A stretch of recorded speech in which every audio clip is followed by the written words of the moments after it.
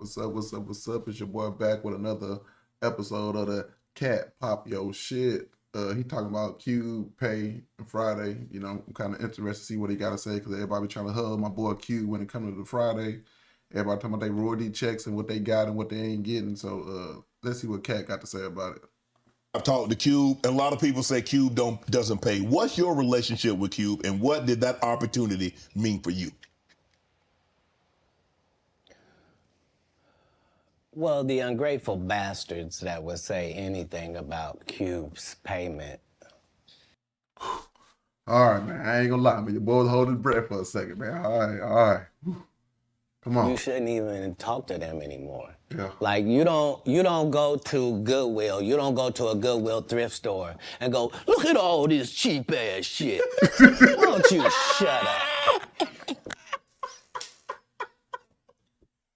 I get what he's saying, man, but he ain't got to do my boy. He ain't got to compare my boy Cube to no thrift store, no Goodwill, man. But I get what he's saying, Why don't you man. shut up? You could have went to Hermes. Why you didn't go to Balenciaga? Why you didn't get a bowl of ball man. main? You want to have that conversation? What you mean, the independent black dude who's filming it partly out of his fucking pocket? What you mean he didn't pay you enough? Yeah. They weirdos. That felt like they earned the opportunity because they were big. No, Yeah. I understood. Yeah, see, he said it best, man. They wasn't big at the time, and that right there kind of helped everybody's career. You know, them Fridays pushed everybody's career up a little bit. Now, if you ain't know how to take advantage of that, that's on Ain't no you. $200 million movie. Well, I mean, how much did you expect you was gonna make? Well, I made enough to get them teeth fixed just like you did. Yeah. So I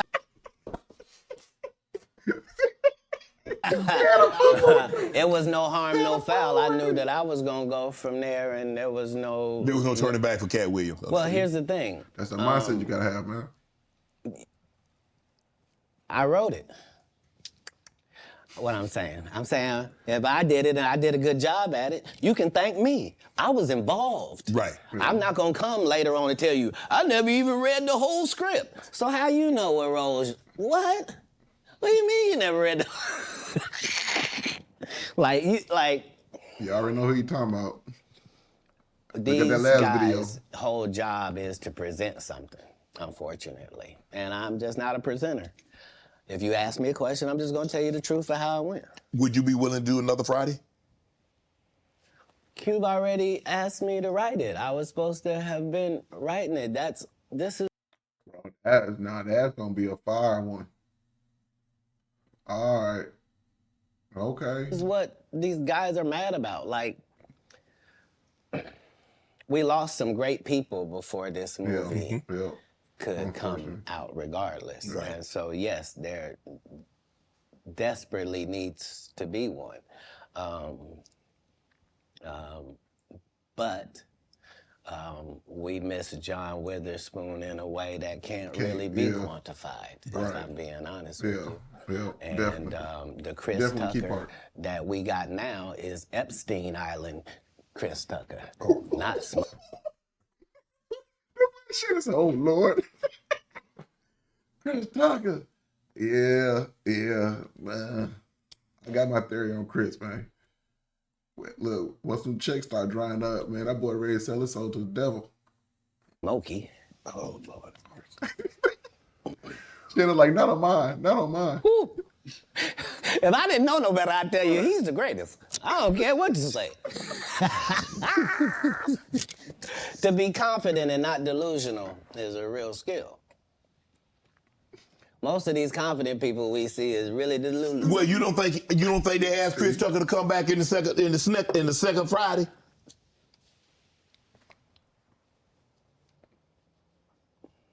Smokey was all in Smokey. There ain't no Friday without Smokey.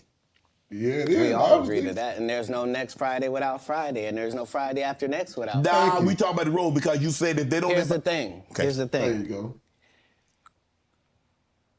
Chris was allowed to make the decision. At the time that this is happening, Katt Williams is known for smoking weed. Willie Nelson is known for smoking weed. Right. Snoop's known for smoking weed, but none of us is really known except Willie. And I'm saying, Chris Tucker didn't want to be the poster child for smoking weed. He don't smoke weed like that. Right. He in the church. He Michael Jackson's best friend. Christmas. Michael Jackson. Boy, boy, I know it'd be hard to have a conversation with old Katt and then not bust out laughing, making that boy there a We character. call him Christmas. You ever met a man that gave you a little nickname like that? No. Me neither.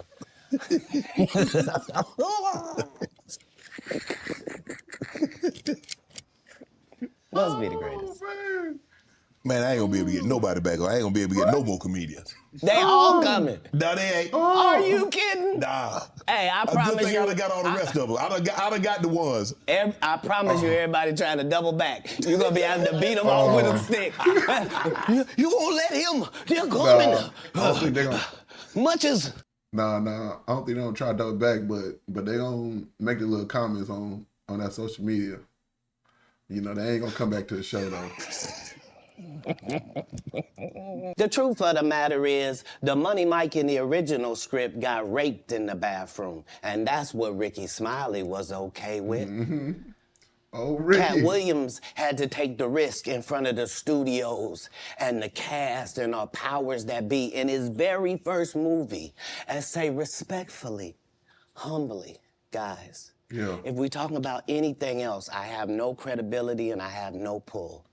But we're talking about comedy, where I have all the credibility and all the pull. The problem with Friday After Next is we're trying to make a classic comedy. And this comedy involves a rape. And rape is never funny, no matter who it happens to or what the circumstances are. If you would allow me to allow us to do this movie without a black man getting raped in it, I promise you that it will be twice as funny as it would be with him getting raped. So considering that's the real story, why would you bring up that story? 35 members of the cast and crew have never brought up that Ricky Smiley was going. Bro, who in the hell on this earth think Ricky Smiley had a chance for Money Mike? Ain't nobody even looking for Ricky like that. Man. And Shannon out of line for letting Ricky even say that without calling him out.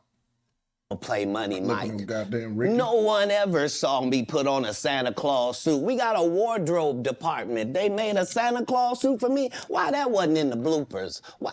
And Ricky like your grandparents and your parents' favorite little radio personnel right now. Ricky ain't no. And here's the other thing. Everything that Money Mike said, Katt Williams wrote. So what Ricky Smiley say on his?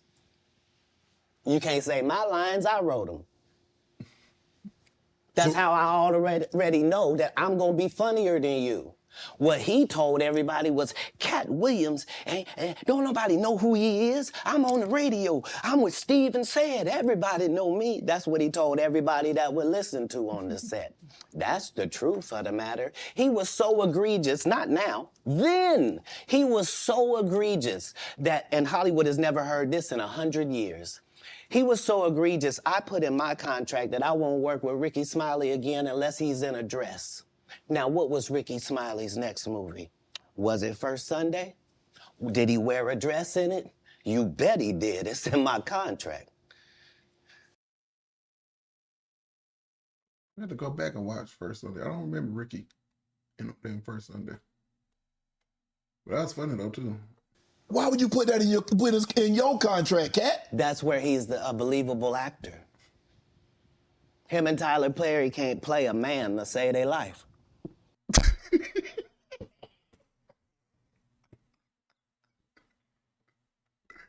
Oh, how y'all feel about that? You know, 'cause that's what Ricky Smiley known for on his little morning show. My name Lil Dad. My grandma over there, that, and then that little grandma voice he was doing. That's it. And Tyler Perry, everybody know about Tyler. They play good women, and I believe that the best actor should be in the best role. So that's why, because when we released that clip and he said that, you responded because he said he was supposed to play Money Mike and you were supposed to play Santa Claus. An outright lie. So that he knows is a lie. So why would he say it? because he's a liar. Nobody knows why liars lie. Terry Crews also said that you guys had a lot of conversation, that this was your opportunity and you needed to seize this moment. Terry Crews.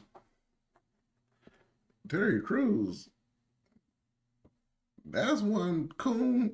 If you ain't never seen one before, look at Terry Crews. Terry had the benefit of having been in some very high-profile situations already and took L's. Mm-hmm. Like, he had been in the league, you know what I mean? Mm-hmm. He had done pro wrestling. He had done a lot of things. He had been televised in some things that hadn't worked. Right. And this was just fortuitous for him. And now you know what nobody has ever said in the whole industry in 20 years about, you know, the whole Money Mike not getting raped in the bathroom. Right. So I understood going in that there's no reason. I lost for a 5-year period, every single movie that Kevin Hart did was a movie that had been on my desk, that all I had said was, just, can we take some of this step and fetch it shit out? And then I can do it. Like, it don't need to be overtly homosexual, because I'm not homosexual, right? It doesn't need that to be funny, right? Mm-hmm. And me saying that and them going, oh yeah, no problem, and then going to give it to this other guy and having him do it just like it was, and acting like I'm a bad person because I keep standing on my standard, but... I respect that, man. That's one thing that I hate. It seems like them black actors gotta do a lot of gay stuff. I mean, ain't nothing wrong with it, but I don't think you gotta put it in every movie, every show. Yeah, it's interesting, but I wouldn't change. But man, like you say, y'all heard what he said about Q Fridays. He even dipped in on little Chris Tucker, man. Until the next time, holla at your boy.